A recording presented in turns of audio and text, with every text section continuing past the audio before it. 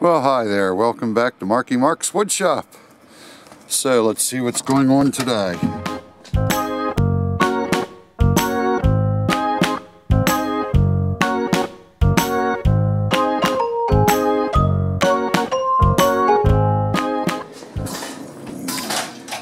Well, it looks like the last shelf is ready for the RV. All the others have been made up and installed. So let's go see. Let's see, we need to get some light going on in here.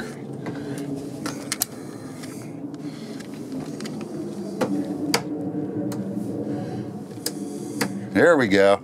That's a good start.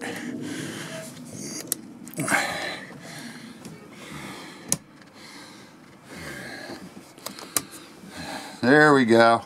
That's a little better. So this particular shelf is going to go over top of the sofa, and it'll sit right on top of, whoops, got it backwards.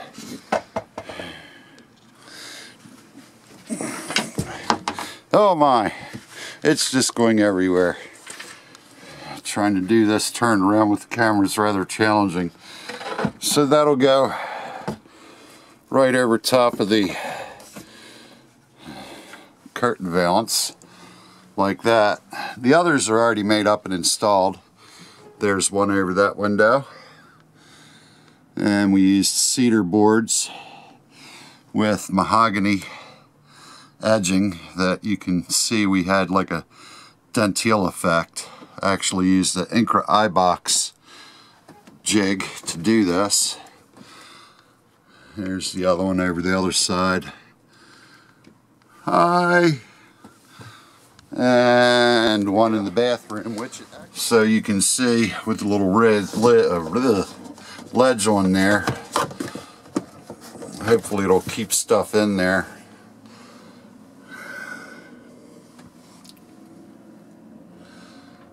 So the other one just needs to be screwed down, and as you can see, a couple of screws on either end. I drilled through, countersunk them, and it just screws into the wood frame of the valance, so they're very secure and sturdy. And that pretty much concludes our shelves for the camper, at least for over the windows. I'll make some more for inside some cabinets later. I think I'll probably need another piece of cedar for that.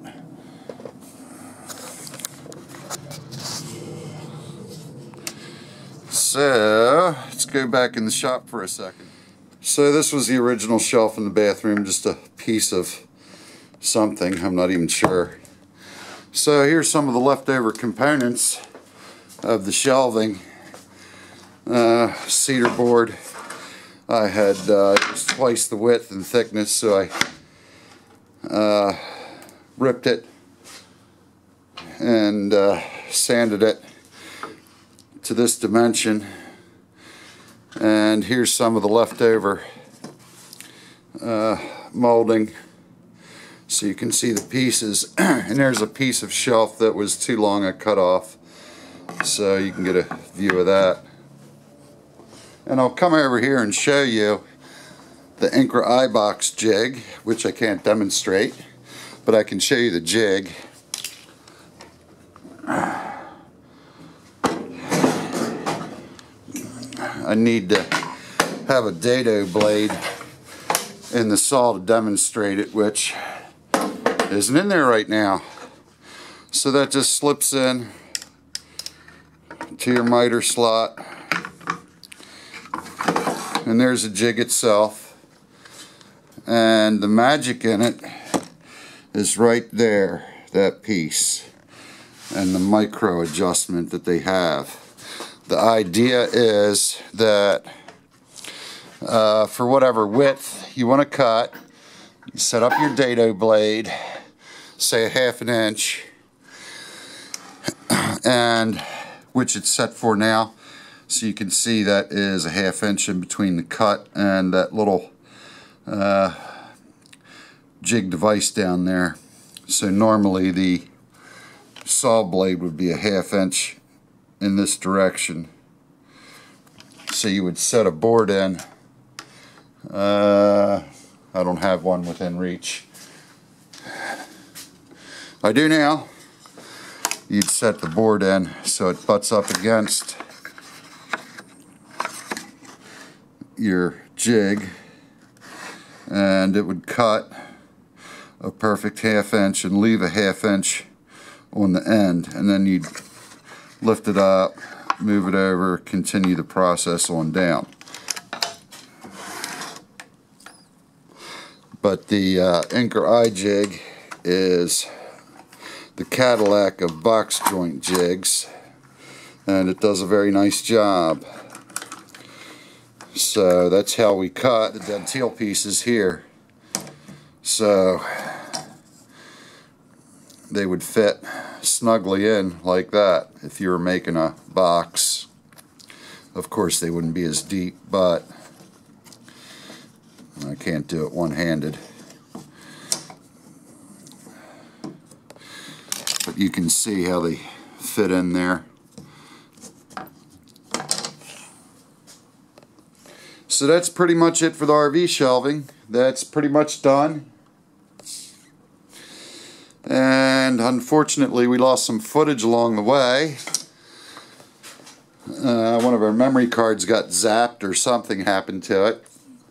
We actually demonstrated putting these together. I don't know what Amber's going to be able to salvage and show you. However, if she doesn't, that's the general gist. And of course that gave us more flat spaces in the RV to store stuff. That particular RV is kind of lacking in storage. It was a concession we made. We love the floor plan so much that we decided to sacrifice a little storage for the layout and some other features that we liked. Selecting an RV is just always making a concession on one thing or another. They just don't seem to make the perfect one, at least for us. So anywho, you can feel free to leave some comments on other storage ideas. I've got a few of my own that I'll be doing. Like I said, some more shelving inside existing cabinetry. For example, the hanging wardrobes. We've got 3 of those. I don't anticipate anything really hanging, maybe a jacket or coat or something, but that's about it. Not enough to fill 3 of them, so I'm going to add some shelving in there, which seems to make more sense for us. For jeans, shirts, things that are more foldable. And I think we can get more stuff in there that way too. Socks, whatever. So we'll see what happens there. I'll probably need to pick up another piece of cedar because I really like using that.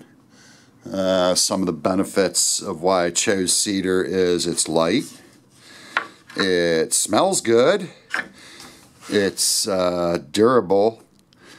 Of course, insects generally don't like it, and it weathers well. Our part of the woods, it's very damp and prone to condensation, so if it does get moist in there, it won't hurt the cedar or grow mold or anything like that. So I'll need to get some more of that so I can make more shelving out of that. This happened to be a stray piece I had. I don't normally work with cedar. Most of the woods I use are much heavier and denser, which of course RV, you want to be light. So anyhow, again, leave comments for storage ideas or whatever you may think of the shelving. And hit the subscribe button to see what else happens with our storage and our other adventures. And don't forget to hit the like button. And we'll see you again.